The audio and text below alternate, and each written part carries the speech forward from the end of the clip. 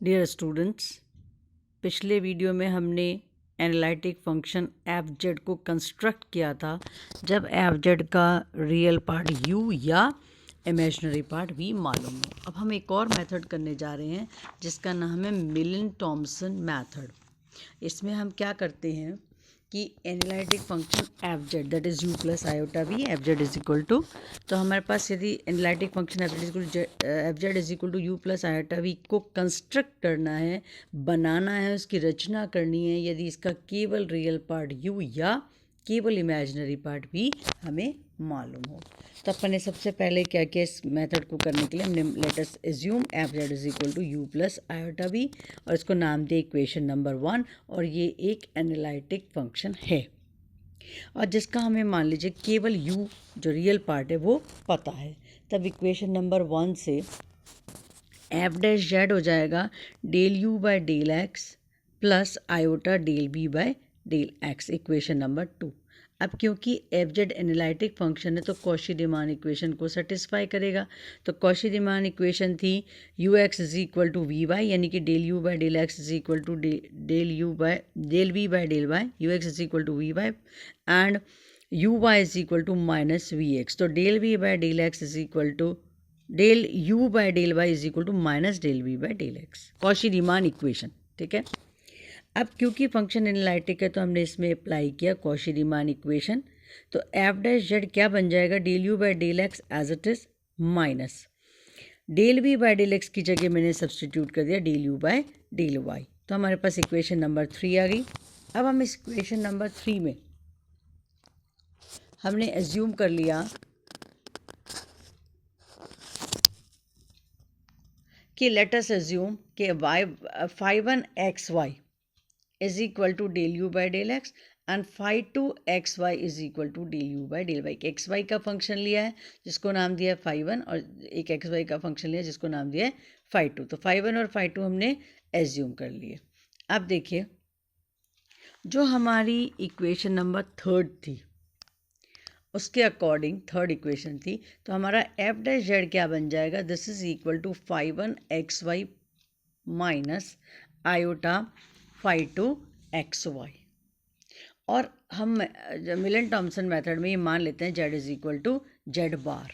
इसका मतलब x plus iota y is equal to x minus iota y. ये तभी पॉसिबल है जब एक्स इज इक्वल टू तो y is equal to zero हो। यदि y is equal to zero है तो x is equal to z हो गया। तो यदि z is equal to z bar है तो x is equal to z and Y is equal to zero. तो हमारा यही जो इक्वेशन नंबर 3 से हमने लिया था इसको जो हमने एफ डैश जेड है उसका मान इसको इक्वेशन नंबर दी थी 4th। तो 4th इक्वेशन से क्या हो जाएगा, F dash Z is equal to phi one Z zero minus iota phi two Z zero. और यदि हम इसको इंटीग्रेट कर दें तो हमें क्या मिल जाएगा, function analytic function F Z जिसको कि हम बनाना चाहते थे। तो जब हमने पहला मेथड किया था तो हम उसमें यू और वी अलग अलग निकाल कर के एफ जेड निकालते थे और मिलन थॉमसन मेथड में हम सीधा एफ जेड को ही कंस्ट्रक्ट कर देते हैं। तो F Z is equal to integration of phi one Z zero D Z. तो हमें क्या करना है, जो हमने del you by del X calculate किया था जिसको हमने फाई वन एक्स वाई नाम दिया है, उसमें हम x की जगह z और y की जगह जीरो रख देते हैं और उसको इंटीग्रेट कर देते हैं। और similarly phi two x y क्या था हमारा, del you by del Y. तो del you by del y जब हम कैलकुलेट करेंगे तो हम उसमें क्या करेंगे, x की जगह z और y की जगह जीरो रख देंगे और यहाँ पे सब्सटीट्यूट करने के बाद इंटीग्रेट करने के बाद हमें सीधा एफ जेड कैलकुलेट हो जाएगा। इसी प्रकार यदि मान लीजिए हमें v मालूम है तो v मालूम है, तो अब देखिए v यदि हमें पता है तो इक्वेशन नंबर जो 2 थी उससे एफ डैश जेड की वैल्यू क्या हो जाएगी, जो यू एक्स है उसको वी वाई रख देंगे। तो हमारे पास कॉशी रीमान इक्वेशन से del we by del y plus iota del we by del x, क्योंकि हमें v ही मालूम है। तो अब हमने del we by del y को मान लिया psi one x y some function of x Y और del we by del x को मान लिया साई टू एक्स वाई। तो हमारे पास क्या हो जाएगा, मिलन थॉमसन मेथड में z is equal to z bar माना जिसमें क्या हो जाएगा x is equal to z and y is equal to zero. तो F dash z become psi one Z zero D Z plus iota psi two Z zero. अब हम इसको integrate कर दें, इंटीग्रेट करते ही हमें एफ जेड मिल जाएगा। तो इनफैक्ट हमें क्या करना है, जो हमारा del we by del Y आएगा, जो भी हमें ऑलरेडी मालूम है, उसका हमने वाई के रिस्पेक्ट में डिफरेंशिएशन किया। तो जो फंक्शन माना, जो हमारे पास एक्स वाई की वैल्यू मिली, उसमें एक्स की जगह जेड रखना है और वाई की जगह जीरो सब्सटीट्यूट करना है। तो हमारे पास साई वन जेड जीरो आ जाएगा। और जो del we by del X, जिसको हमने साइड, तो हम क्या करेंगे, जो हमें वी दिया हुआ है उसको हम with respect to X differentiate करेंगे, और जो एक्स वाई का फंक्शन आएगा उसमें एक्स की जगह जेड और वाई की जगह जीरो रख करके और साइड टू जेड जीरो को इंटीग्रेट करना है। और हम इस एफ जेड में रख देंगे integration of psi one Z zero D Z plus iota psi two Z comma zero D Z plus some constant, और हमें सीधा एफ जेड मिल जाएगा। तो मिलन थॉमसन मेथड और पहले वाले मेथड में सिर्फ ये फ़र्क है कि हम उसमें यू और वी दोनों प्राप्त करते हैं, यू पता है तो वी प्राप्त करते हैं और फिर हम एफ जेड लिखते हैं। ये मिलन थॉमसन मेथड में हमें यू या वी जो भी पता है उससे हम सीधा फंक्शन जेड की ही टर्म्स में निकाल लेते हैं। नेक्स्ट है आपका show that del two by del x square plus del two upon del Y square is equal to 4 times del two del of del Z bar. And second part है इसी का ही, इसमें फंक्शन दे दिया गया है del two by del x square plus del two by del Y square of log of F dash Z is equal to zero. तो पहले हम फर्स्ट पार्ट कर रहे हैं। तो हमें पता है कि जेड कितना होता है एक्स प्लस आयोटा वाई और जेड बार कितना होता है एक्स माइनस आयोटा वाई। दोनों को ऐड करेंगे तो x is equal to half of z plus z bar, और सब्ट्रैक्ट करेंगे तो y is equal to minus iota by two z minus z bar. First equation को हमने with respect to z and z bar दोनों हमने इसको differentiate किया। तो del x by del z तो हो जाएगा आपका हाफ, और del x by del Z bar is also half. जो y इज इक्वल टू उसको भी जेड और जेड बार के रिस्पेक्ट में डिफरेंशिएट किया। डिफरेंशिएट, यदि मैंने पहले इंटीग्रेट बोला है तो डिफरेंशिएशन करना है एक्स और वाई का। तो del y by del z is equal to हो गया माइनस का आयोटा बाई टू, और del y by del Z bar हो जाएगा प्लस के आयोटा बाई टू। अब हम लिख सकते हैं del by del z is equal to del by del x by del z plus del y by del z. तो डेल बाई डेल जेड हो जाएगा half of del by del x, और del x by del z की value थी half, उस half को मैं common ले चुकी हूँ। और del y by del z की वैल्यू थी हमने माइनस आयोटा बाई टू, तो टू बाहर ले लिया और ये हो जाएगा माइनस का iota del by del y. इसको हमने इक्वेशन नंबर ए बोला है। Similarly del by del Z bar कितना हो जाएगा, del by del x into del x by del Z bar plus del y by del Z bar. Same हमने क्या किया, del x by del Z bar और del y by del Z bar की value substitute की जो अभी अपन ने calculate की थी, और सब्सटीट्यूट करने पर del by del Z bar हो जाएगा half of del by del x plus iota del by del y. Equation number B. A और बी से हमको क्या मिल गया, देखें तो इधर मल्टीप्लाई कर दिया तो del two by del Z into del Z bar is equal to, देखिए कितना हो जाएगा, ये हो जाएगा हाफ ऑफ, तो हाफ और half multi 1/4 A plus B into A minus B के हिसाब से del two by del x square, या मैं यूँ कह दूँ कि जब हम इनको आपस में ऑपरेट करेंगे तो del by del X of del by del X, तो हो गया del two by del x square, और इधर हो जाएगा प्लस और माइनस कैंसिल हो गए और हमारे पास आ जाएगा आयोटा स्क्वायर विद नेगेटिव, तो ये हो जाएगा प्लस और del two by del Y square. ये तो हमने ऑपरेटर के रूप में इसको ले लिया, इसको दे दिया इक्वेशन नंबर सी। अब हमें फंक्शन की वैल्यू दे दी गई थी सेकंड पार्ट में लॉग एफ डैश जेड। तो हमने क्या किया, जो हमने अभी अभी कैलकुलेट किया था del two by del x square plus del two by del Y square, वो तो हो जाएगा 4 of del two by del Z bar. अब यहाँ एक्स वाई थे और डिफरेंशिएशन किस में आ रहा था, हम कर रहे थे एक्स वाई में और हमने कर दिया उसको जेड और जेड बार में। तो क्योंकि हमारा फंक्शन जेड की टर्म्स में है तो हमने इसको क्या कर दिया, this is equal to 4 times del two of del Z bar log of F dash Z. अब आप जानते हैं कि जो मॉडुलस एफ डैश जेड है, तो क्योंकि यहाँ पे अपने को 4 दे रखा था, मैंने उसका 2 लॉग की अपनी प्रॉपर्टी यूज़ करके यहाँ ले लिया log of F dash Z का होल स्क्वायर।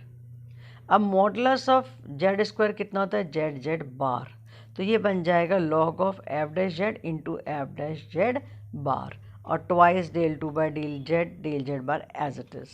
तो twice del two by del Z bar of log of F dash z, अभी क्योंकि log की प्रॉपर्टी लगा दी, log m n is log m plus log n, तो F dash z plus log of F dash z bar.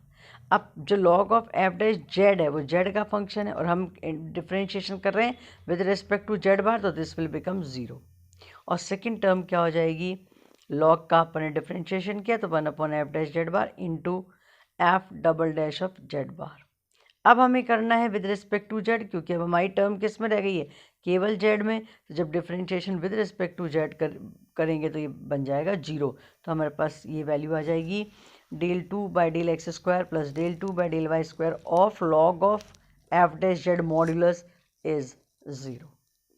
अब मैं आपको इसके कुछ क्वेश्चंस करा रही हूँ एक्सरसाइज के। पहले लिया है मैंने, ये क्वेश्चन है, प्रदर्शित कीजिए कि फलन f Z is equal to z की पावर n, जहाँ हमारा जो n है वो है पॉजिटिव इंटीजर, एक विश्लेषिक फलन है। यानी हम प्रूव करना चाहते हैं कि show that function F Z is equal to z to the power n where z is n is element of i plus, यानी कि positive integer, is an analytic function. अब देखिए हमें दिया हुआ है f Z is equal to z की power n, मैंने इसको कर दिया पोलर फॉर्म में। तो पोलर फॉर्म में क्या हो जाएगा, x plus iota y is your x is r cos theta and y is equal to r sine theta. तो हमारे पास हो जाएगा r कॉमन लेके cos theta plus iota sine theta और पावर n है। अब आपको ध्यान होगा हम डी मोरवीज थ्योरम लगाते हैं, तो ये हो जाएगा r की पावर n और cos theta plus iota sine theta की पावर n बन गई cos of n theta plus iota sign n theta. ये आप अपनी प्रीवियस क्लासेस में पढ़ चुके हैं।